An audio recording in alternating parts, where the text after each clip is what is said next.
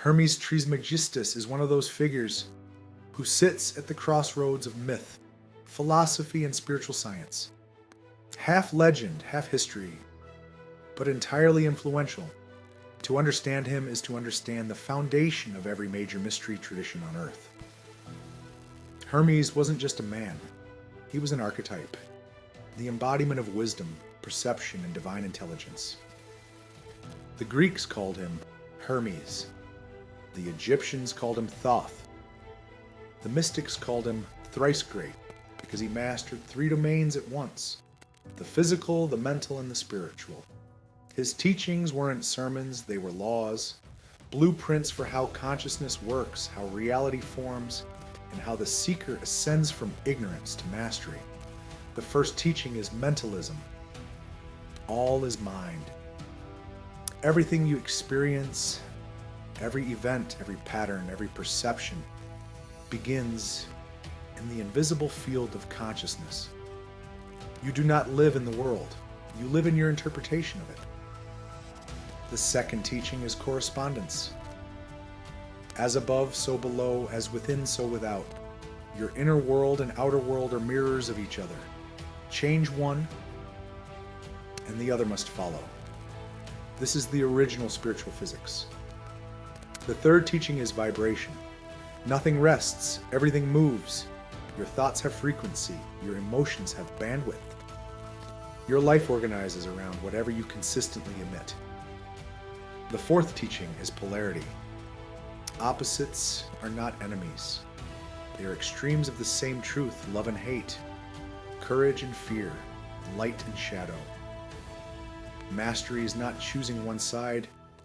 It's learning how to shift your position along the spectrum.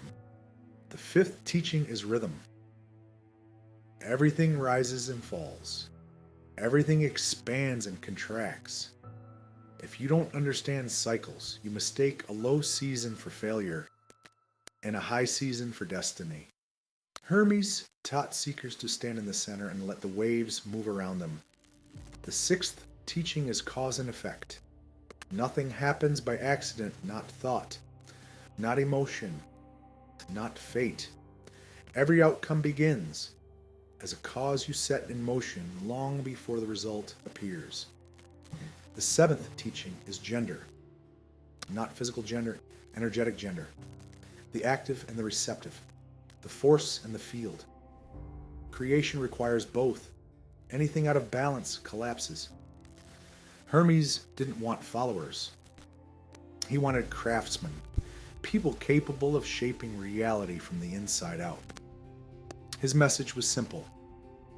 You are not powerless. You are not random. You are not at the mercy of circumstance.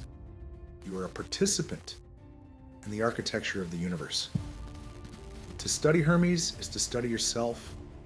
To understand his laws is to understand why your life looks the way it does.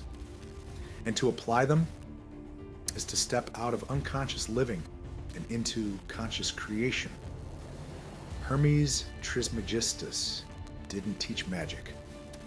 He taught mechanics, the mechanics of the soul, the mind, and the cosmos. And once you see those mechanics clearly, life stops being chaos and becomes something you can actually work with. That was his gift. That was his legacy. And that is why his voice still echoes through every mystery tradition today.